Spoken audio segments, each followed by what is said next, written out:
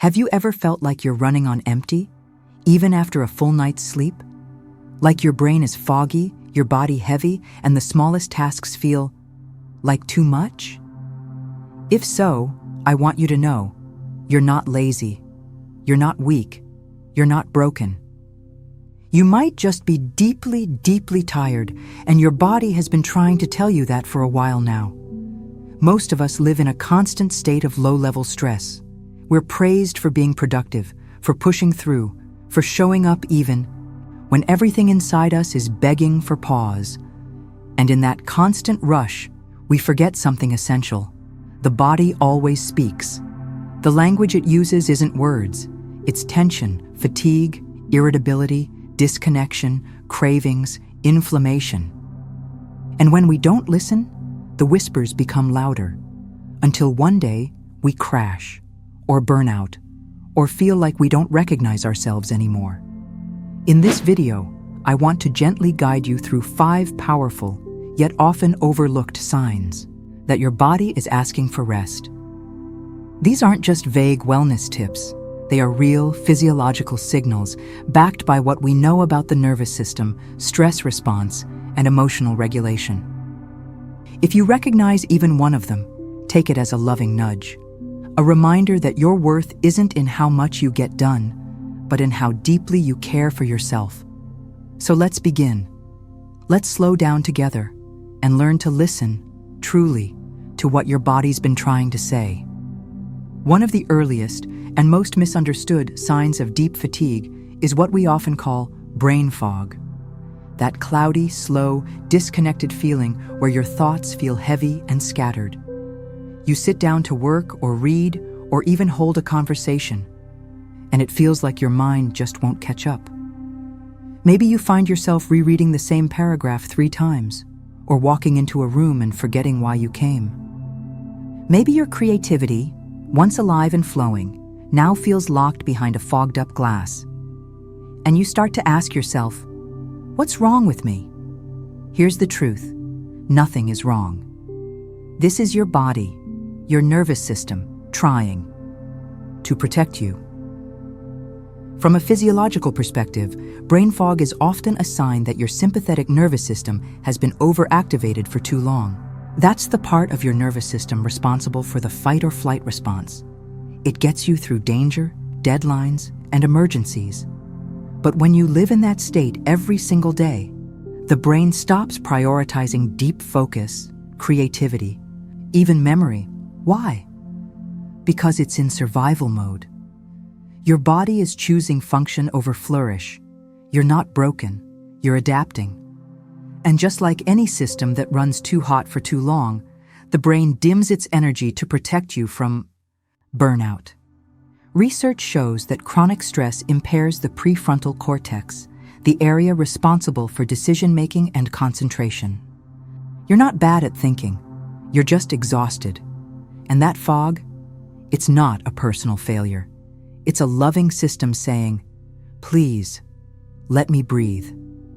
Now, the second sign is often one we try to shame ourselves for: emotional sensitivity or irritability. That feeling when the smallest thing sets you off, a delayed message, a loud noise, someone chewing too loudly, or even just the way your clothes sit on your body. You may find yourself tearing up more often or feeling waves of anger you don't understand. And then comes the inner critic. Why am I so dramatic? Why can't I control myself? But here's the truth, again, your emotions are messengers. And when you're depleted, tired, stretched thin, your capacity to regulate becomes limited.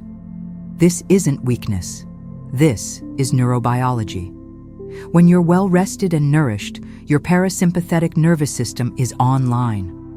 You can hold space for discomfort. You have room for compassion, patience, even when things go wrong. But when your body is under continuous stress, when you're surviving on coffee, pushing through deadlines, skipping rest, your brain reallocates resources to survival. The result? Your window of tolerance shrinks. That's a clinical term, by the way, coined in trauma and nervous system research that refers to the emotional bandwidth you have before tipping into overwhelm. When you're well, that window is wide. You can process things with grace. But when you're tired, that window narrows. And suddenly, everything feels too loud, too fast, too much. This isn't a sign that you're broken. It's a sign that your system needs care.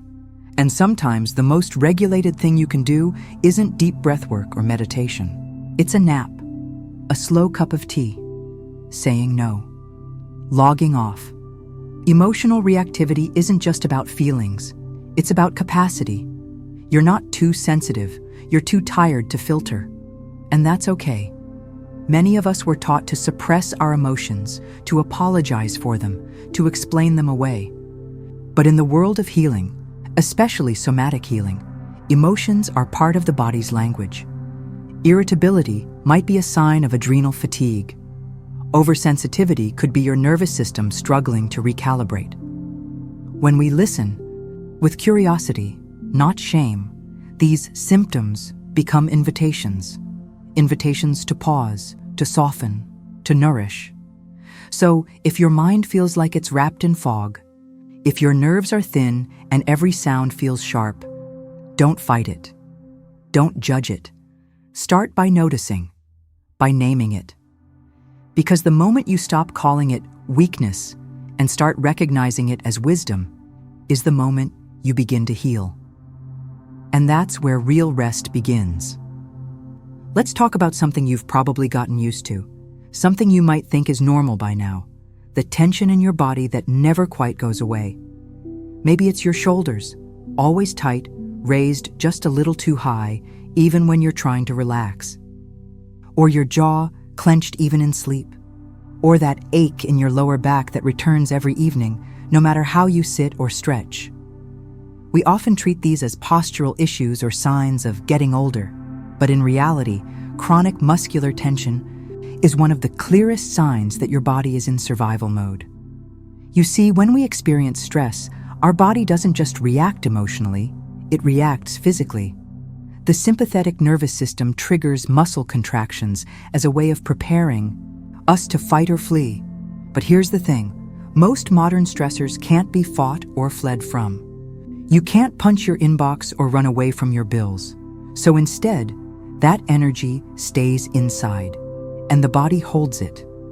Day after day, tension becomes a kind of internal armor. It's the body saying, I don't feel safe enough to soften. And over time, this low-grade tension becomes chronic. Not because you're physically doing something wrong, but because your nervous system has never been given permission to exhale.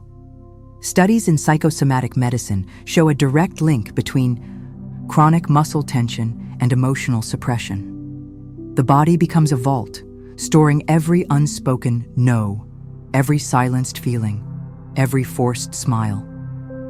And here's the most beautiful, tender truth. Your body doesn't need to be fixed. It needs to be listened to. That tension? It's not dysfunction. It's unexpressed life waiting to move. Now let's talk about sleep. Or more specifically, what happens when sleep doesn't do what it's supposed to? Recharge you. You go to bed on time. You get your 7, maybe 8 hours. And yet, you wake up feeling like you never truly rested. Like you've been fighting something all night long. This is one of the clearest signs of a dysregulated nervous system. During deep, restorative sleep, our body is meant to shift into the parasympathetic state, the rest and digest mode. That's when healing happens. Tissues repair, hormones rebalance, the brain clears waste. But for many people, especially those under chronic stress, the nervous system doesn't fully downshift. Your body might fall asleep, but it doesn't let go. Instead, your sleep becomes light, fragmented, filled with tension, even in stillness. You might clench your jaw, toss and turn, or experience shallow breathing. Sometimes you don't even remember dreaming, not because you didn't, but because your brain never reached the cycles that allow deep processing. And here's something that may surprise you. Emotional exhaustion can be even more draining than physical labor. Because emotions, unprocessed, stored, and spinning, keep the nervous system on alert, even in sleep. That's why rest isn't just about quantity. It's about quality. It's about safety. The body only rests deeply when it feels safe. Not when it's scrolling through problems before bed. Not when it's digesting unresolved emotions. And certainly not when it believes it must be ready to perform again the moment the alarm rings. So if you're getting sleep but still feel empty, depleted, or on edge, don't just look at your bedtime routine. Ask, do I feel safe in my body? Do I feel emotionally held? Because true rest isn't about silence, it's about letting go. And sometimes the most powerful thing you can do for your health is to stop performing rest and start practicing it. Inhale, exhale, feel, let go. And then there's the fifth sign, one that many people carry quietly, almost secretly, a deep desire to escape or withdraw. It might show up as fantasizing about disappearing into the forest, going offline forever, or just pulling the blankets over your head and not having to be anything for anyone, not even for yourself. This urge to escape isn't about irresponsibility or laziness. It's about overload. It's what happens when your inner resources are so depleted that even showing up feels like too much. When your nervous system is on high alert for too long and your mind no longer sees a solution, the instinct to withdraw becomes a protective strategy. It's not weakness. It's wisdom. Psychologists call this functional freeze, a response to chronic stress where the body and mind shut down to conserve what little energy remains. You may not even realize it's happening. It can look like procrastination, forgetfulness, apathy. But beneath all that, there's often grief. The quiet grief of being so tired that you stop recognizing who you used to be. And here's the thing, withdrawal isn't bad. It can be a necessary step toward healing if you meet it with kindness. If you say, okay, you need space, you need quiet, you need less right now. Because in that space, something sacred happens. The nervous system begins to exhale. The fog starts to lift, and you finally get to feel what's real, not what you were pushing through. So if you've been feeling like you just want the world to stop, like you want to pause your role, your responsibilities, your everything, please know you're not alone. Your body is not giving up. It's asking you to come back. Come back to slow mornings. Come back to nourishing food. Come back to gentle rituals. Come back to yourself. You don't have to earn your rest. You don't have to prove your worth. Your exhaustion is real, and it is worthy of care. Let this video be your permission slip.